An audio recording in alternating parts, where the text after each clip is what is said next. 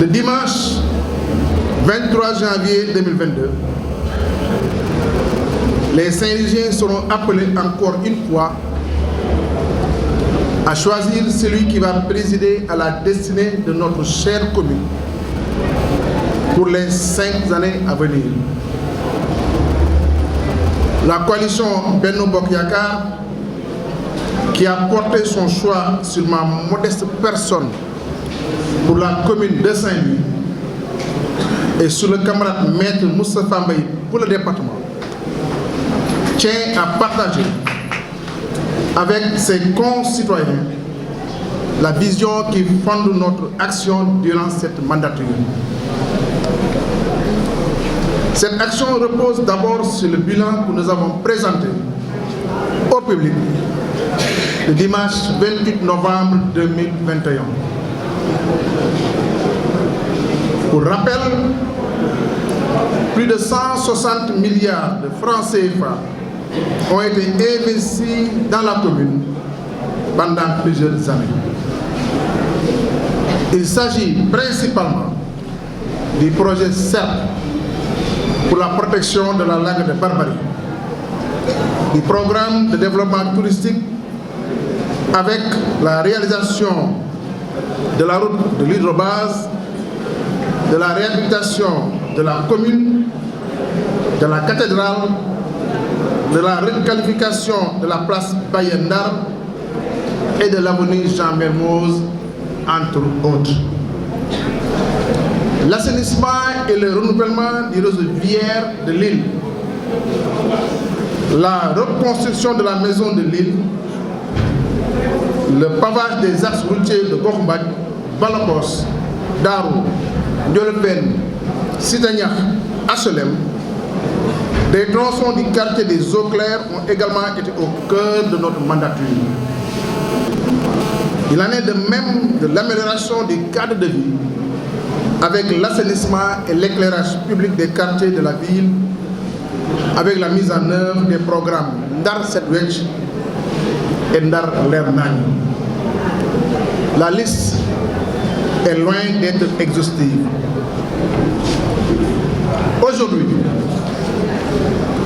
le contrat de mandature que nous proposons au Domda prend sa source à travers ces différentes réalisations et se projette vers un futur radieux que nous appartiendra ensemble de construire le Ndar bi ñu bëgg. Ce contrat de mandature mettra en œuvre un programme spécial pour le quartier de Pikine dans son ensemble. Il consiste à finaliser ce vaste projet d'assainissement, à réaliser le réseau routier, la construction du nouveau marché, du lycée de Pikine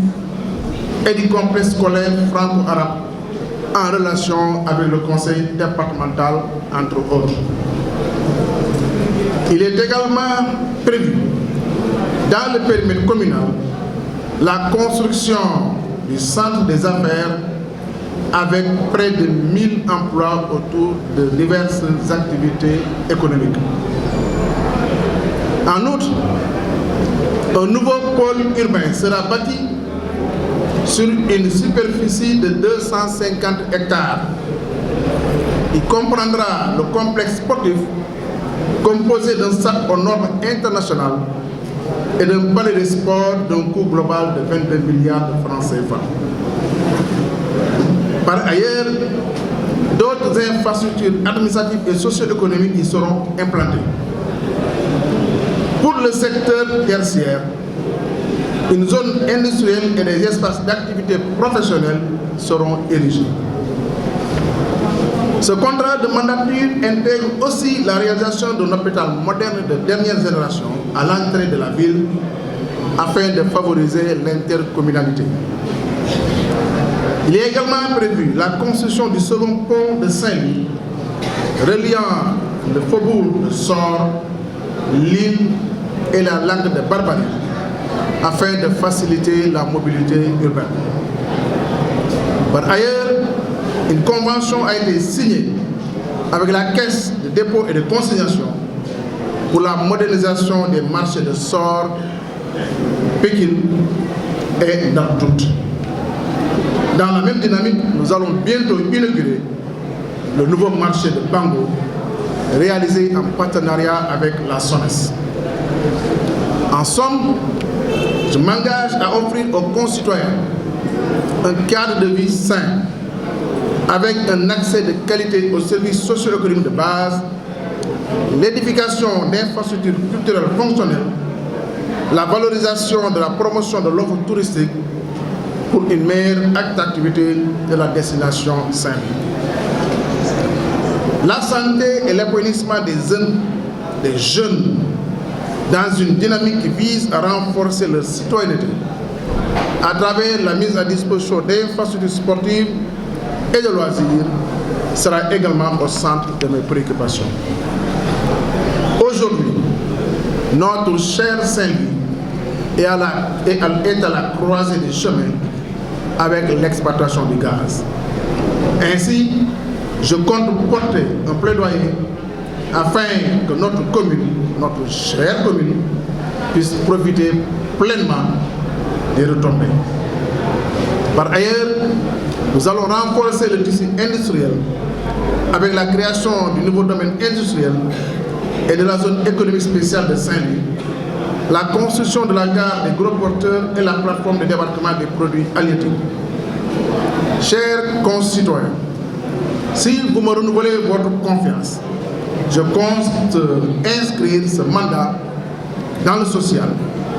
C'est pourquoi l'entraide, la solidarité et la satisfaction de vos attentes sociales légitimes seront au cœur de notre action. Sans nul doute, il convient de rappeler que l'essence de notre œuvre politique repose sur notre identité culturelle ainsi définie. L'attachement des Saint-Louisiens à son terroir, son ouverture à travers la teranga, l'entraide et surtout la solidarité. Évidemment, je reste attaché à l'héritage et à la culture religieuse de Saint-Louis. Le travail entamé pour la modernisation des Daara, en parfaite concertation avec les parties prenantes, sera poursuivi. Dans cette dynamique,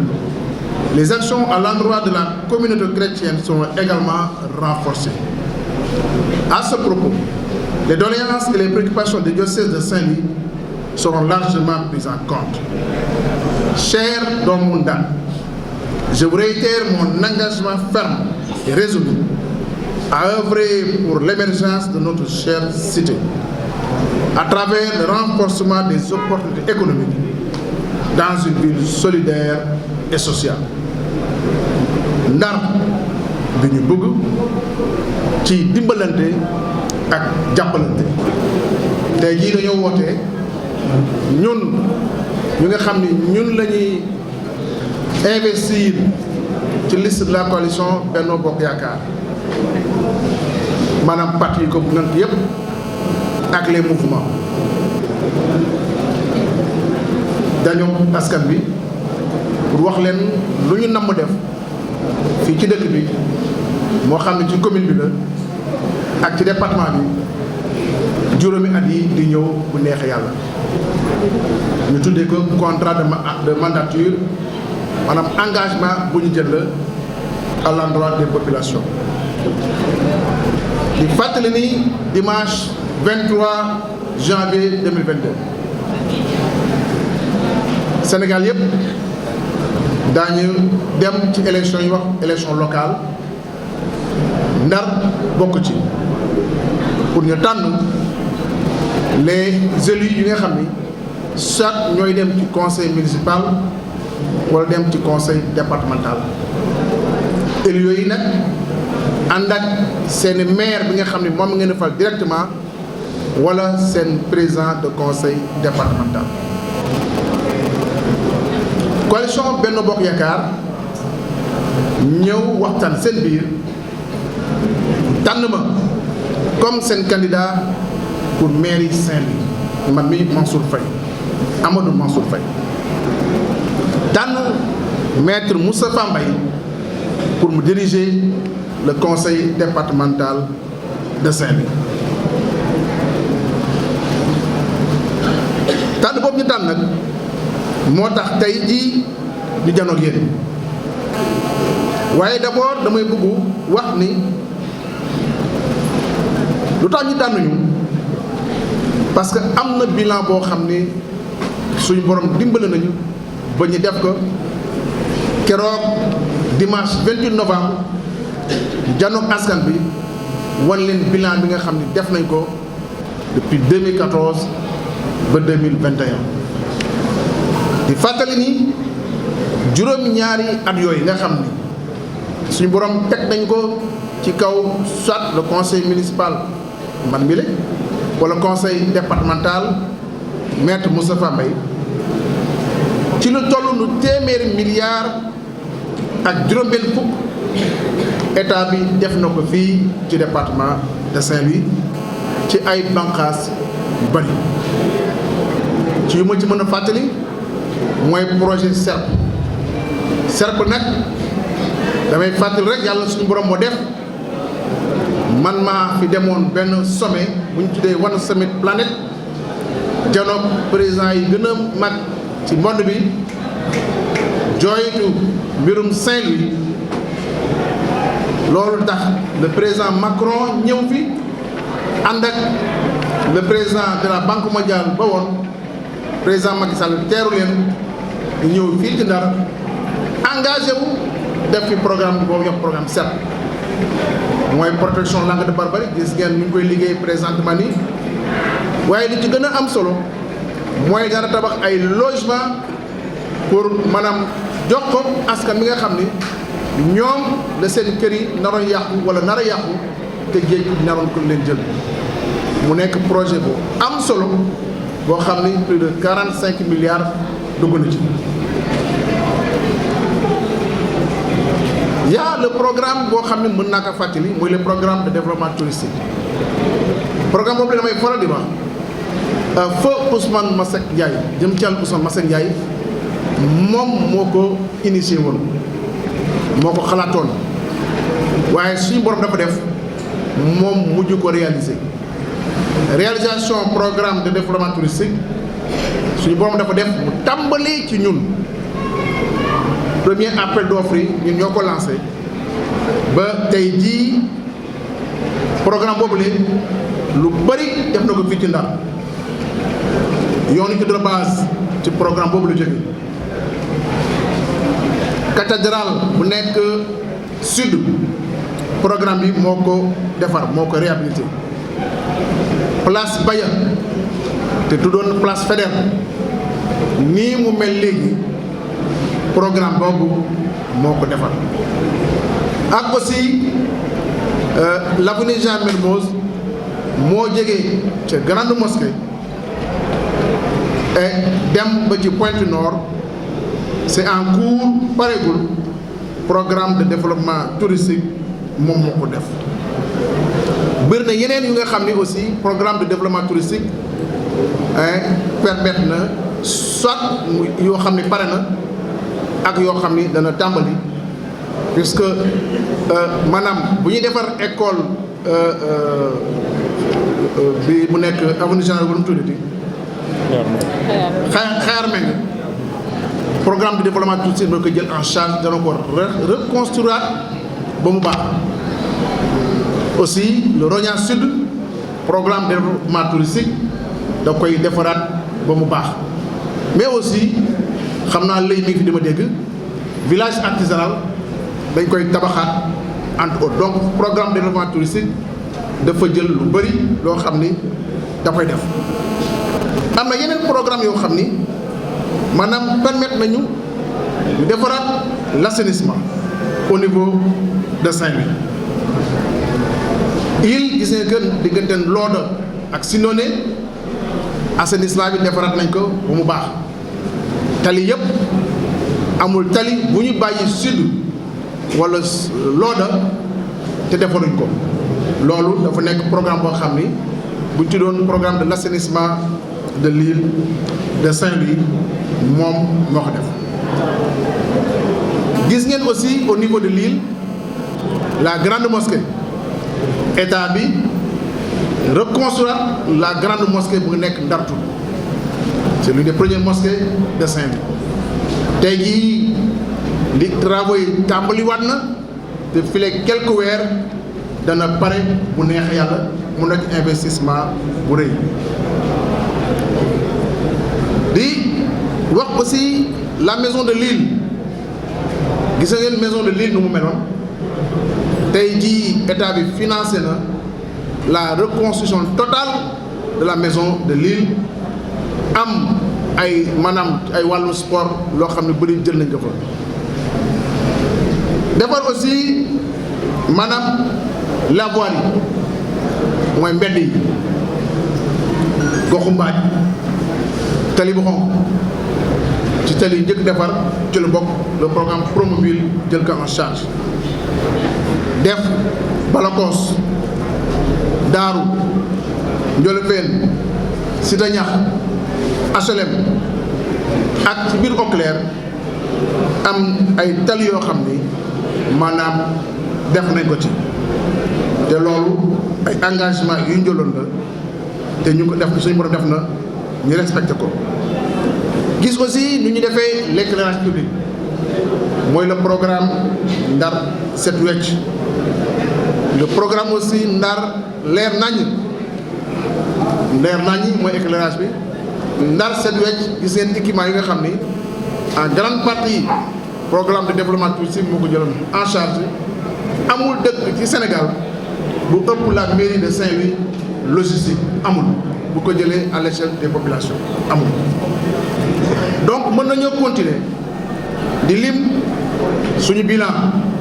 parce que dafa ni fàng leer nañ amul ku ko mën a teggi amul ku ci mën a wérante waaye dama bëggul ñu projeté wu vers le futur moo tax maanaam ma janoog yéen pour wax leen suñu contrat bi nga xam ni moom la ñu bëgg engagé wu entre ñun les équipes municipales yi ñëw ak population bi pour benn programme bu nga xam ni ñu ko tuddee maanaam dafa pour Ndar defar Ndar boo xam ni mooy Ndar bu ñu bëgg Ndar boo xam ni maanaam dëkk du ko gën bu soobee suñu borom et programme bi nga xam ni ci la ñuy dugg ji daf ñuy permettre ñu am un programme spécial pour Pikine xam ngeen Pikine quartier bu gën a rëy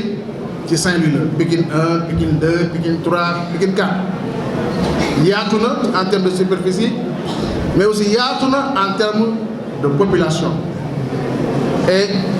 lu ñu ciy duggee mooy d'abord le programme d'assainissement bi nga xam ne moo ci am le programme d'assainissement des 10 villes te xaw a am jafe-jafe programme boobu la continuer ko mu pare au plus tard au courant de l'année 2022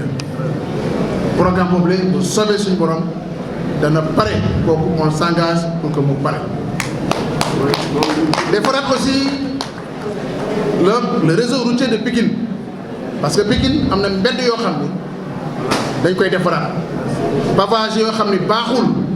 dañuy changer pavage yi defaat pavage yi bees mbedd yi nga xam ne amul woon tali ñu fexe ba def ci tali